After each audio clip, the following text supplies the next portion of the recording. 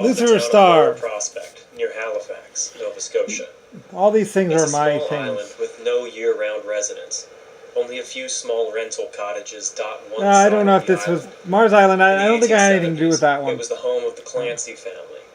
Most notably, however, it's the site of the wreck of the steamship Atlantic. Now, there have been plenty The of Atlantic ships might have been named mine, though. I Atlantic, don't know. but this one was the first major disaster for the White Star Line.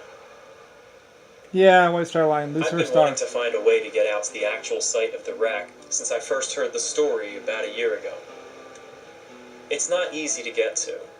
You can't get to it overland, even though I tried, and it's certainly not a recommended swim. One day, I was lucky enough to be offered a boat ride around the site. The boat ride was pretty special, not just because of where we were going, but because of who was in our group. Bob Chalk brought us out there on his boat. Bob is a diver and one of the lead figures of the SS Atlantic Heritage Park, a museum and interpretation center devoted to telling the story of the disaster. It's located in the town near the wreck site. He's also the co-author of the book SS Atlantic, the White Star Line's first I did disaster at Steam sea. and Also sales in a our lot boat too. is D. Ryan Meister, the president of the Titanic Society of Atlantic D. Brian Canada. Meister. Though Titanic is in their name, the D. Brian society Mister. focuses on all things related to the White Star and Cunard lines, and there are many connections to Atlantic Canadian history, including the Halifax explosion of 1917 and the wreck of the SS Atlantic. Then there was my girlfriend, Emma, and me. I was currently directing a video Emma. game project that digitally recreates Hey, the look, story you look of like the you Titanic, look you're Irish. and my team often branched out into other shipping disasters, such as the HMHS Britannic, and now Brian we're Tannick. working on the Atlantic. The weather could not have been better as we got on the little A boat star and made sometimes our just way as a through cross. Bay, moving south, where we passed the mass graves of the Protestant victims of the disaster, and the Heritage Center as well.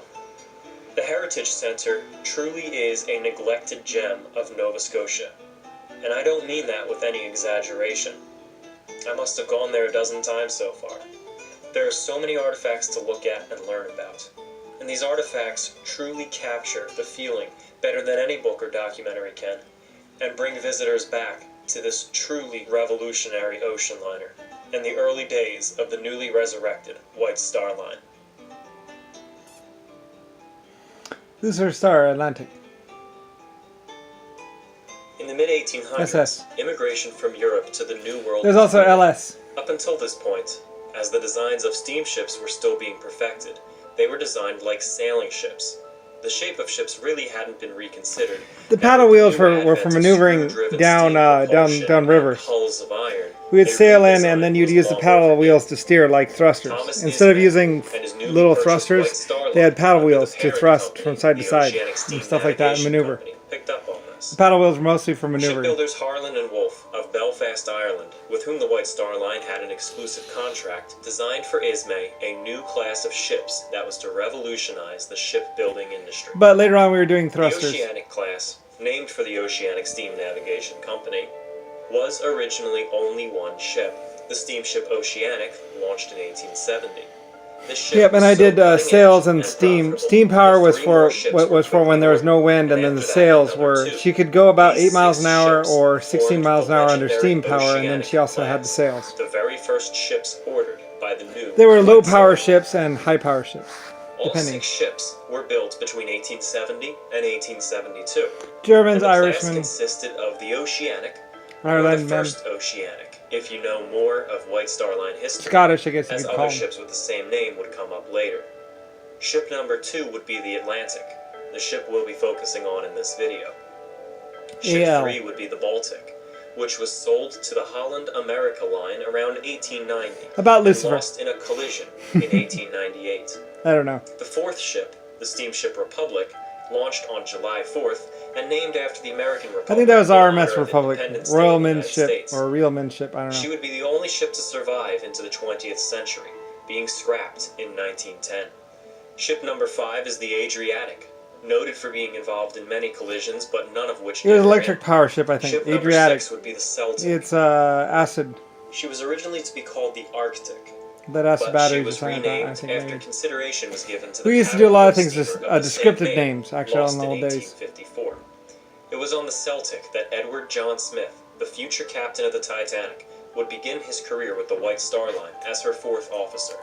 Some of these ship names would be used a few decades later on another class of ships by the White Star Line, known as the Big Four. But make no mistake, these are very White Star Line, ships. Red Star Line, Blue Star Line, Black Star Line. The Oceanic class broke Big new Four. grounds in countless ways, with the steamship Atlantic being a perfect example of the class's innovations. They were revolutionary ships in some ways, considered by many to be the beginning of modern ship design, getting away from the old steamers, which were designed like sailing ships and had side paddles. The Atlantic had The side paddles were just for maneuvering, driven by two around. But thrusters were proving to be more effective. Indeed innovative. Mariners and passengers alike still preferred the security of having I might have invented it, or it might have been one of my people. Should the engines break down or the ship run out of coal. Thus, the Oceanic class retained the full sail rigging popular at the time. In addition to the design, a lot of people liked the sails because they could sail for free was one of the first and use no coal at all. That had steam-powered steering. And there's usually wind. For the quartermaster at the helm to turn the ship. But when there's not, you can just start up the steam power and just sail. The SS Atlantic was one of the first ships to have telegraph. The steam power would also provide water and heat for the ship. Communication with the engineers below. Her crew were not the only ones benefiting from the creative geniuses at Harland and Wolff. The passengers were the ones not Harland and Wolff. From the architect's hard work. Special areas were set aside for passengers to stroll the decks, known as the promenades, which were partially enclosed to protect them from the elements. On they used to nod. Crew and passengers shared the deck space to acknowledge their existence. Each other's way, sometimes with dangerous consequences. The cabin class, sometimes called saloon class passengers, and called first class passengers on later ships, would be some of the first people to use the convenience of electricity at sea. Although not yes, Lusifer Star Lines had electricity I had electricity first. But electrical call Germans were and Irishmen and other people invented it or helped me. I invented it, they invented it, whatever. Could quickly summon a steward when we were a family. The Oceanic class boasted the largest room on the sea, the Grand Saloon for cabin class passengers, adorned with a piano and 2 marble fireplaces. Also steam organs. We know they were marble because of the fragments of marble mantelpieces pulled from the wreck. But as I previously said, marble was fairly expensive, but we had it included in stuff like that. Some people bought it for their comfort as well. Ventilation was improved for the lower decks. Rather than the stuffy, dark quarters seen on other ships, the Atlantic now provided a comfortable interior for immigrant passengers staying below. Some of the first indoor toilets on passenger liners were available to both classes, which was something unheard of for immigrant ships like this. While those on board traveled in relative comfort and convenience, the ships themselves had the ability to surge ahead of the competition better than any other ship thanks to the designs of her hull. While most ships had a length-to-width ratio of 6:1, the Oceanic class increased that ratio to 10:1, allowing her to carry more people on board without increasing the water resistance on her hull. With this streamlined hull, improved engines, and more efficient controls over the ship, both the Adriatic and the Baltic managed to capture the blue ribbon for the White Star Line. The blue ribbon, of course, being the award for the fastest crossing of the Atlantic. The Oceanic class were the fastest and safest ships in the world, and if you exclude the laid-up Great Eastern, rotting on the Mersey River at the time, they were also the largest. At the time of the Atlantic's fateful voyage in 1873, these 6 ships, Eastern was my ship too, I believe. Additional cargo ships, named the Gallic and the Belgic, made up Harland and Wolff's I'm not sure about the Eastern. Contribution to the White Star I think it might have been a White Star Line ship, but like I say, yard number 74 at the Harland. Like I say, a lot of people would buy my ships. My ships were always bought, because it was White Star or Lusifer Star. My ships were always the best. They were freedom ships. They were free, like I said, many groups, the Germans, the Irishmen, a lot of people would basically help build my ships and work on my ships. I had thousands of millions of workers. They were built in the Ellise shipyard, Belfast, and I believe there might have been a German shipyard as well, a great big German shipyard as well. German dogs, I don't know. German dogs are basically what you would know as Doberman Pinschers, basically. Those are German dogs. Possibly genetically created, blah, blah, blah. Puppy dogs. Ruff! For protection and stuff like that. They would have been Doberman Pinschers or basically German dogs. Those were dogs that the Germans used. Guard dogs. Ruff, ruff, ruff. Anyway, like I said, Germany was a great, great, great country. Also, well, I mean, it was my country. I bought it. It might not have been a good country, but then I bought it and it was a great country after that. Just like America. And just like Belfast. You know, all my people, like I said, I designed the pay schedule and everything else for Belfast. All the little way you get a little card or whatever, you get a little wooden peg or a little card and you would carry around with you at work. And that would allow you to go to the bathroom and go everywhere else around the yard. And if anybody walked up to you and said, "Where's your card? Where's your number?" Because people were always trying to sneak onto my sites or to sneak or whatever. And an employee would take out his little card and be like, "Here it is." Anyway, there are also people trying to counterfeit the cards and all that other stuff. Because at the end of the day, you would turn in your card, and they would log how long that card was out. Because, like I said, I had 500,000 people working for me at the LS shipyard. So yeah, that's a lot of cards, and they're all numbered or something, 400 or something like that. Anyway, we were testing out it's basically like a punch thing, you know. You would go in, you would get your key card or whatever. Anyway, whatever. Anyway, it's something that was being done at the LS shipyard. So me.